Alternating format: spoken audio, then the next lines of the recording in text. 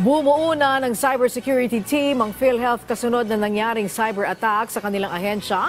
Tiniyak naman ng mga ito ang pakikipag-ugnayan sa kanilang mga miyembro na apektado ng insidente. Ang sentro ng balita mula kay Clazel Pardilla. Analyze ng Department of Information and Communications Technology sa mga nahack at ninakaw na impormasyon mula sa PhilHealth.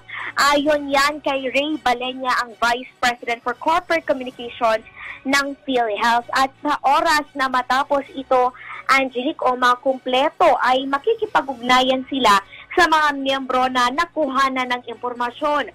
Una nang sinabi ng DICT at National Privacy Commission na bukod sa mga personal at mga sensitibong impormasyon ng mga empleyado ng PhilHealth ay milyong-milyong members data ang nakuha ng Medusa Hacker Group na may kaugnayan sa claims. Isinapubliko na ng Medusa sa Dark Web at Telegram ang mga impormasyon at inaasahan, Angelique, na gagamitin ito sa mga panloloko at iligal na aktibidad para makapagnakaw ng pera.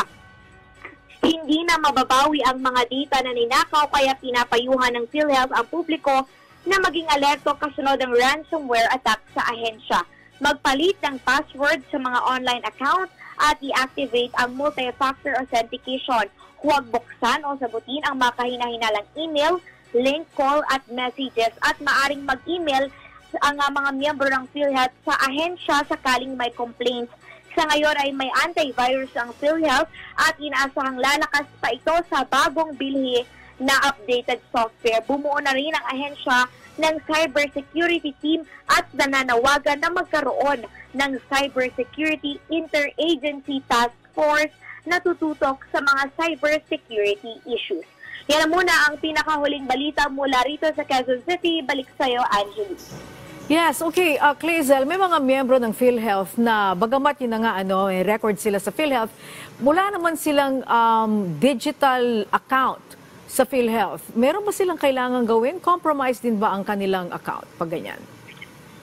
Angelique, ayon sa PhilHealth, may digital account ka man sa ahensya o wala, mas maganda na palitan mo na yung mga password mo dahil nga meron ka pa rin data, lalo na yung sa claims, na expose pa rin yung buo mong pangalan, yung email address mo, yung telephone number mo, nandun na yun sa system ng PhilHealth kahit wala kang account, pero meron yung impormasyon na nasa PhilHealth. So, mas mabuti na palitan mo na rin for security purposes. Angelique? Okay, maraming salamat sa iyo, Clazel Pardilla.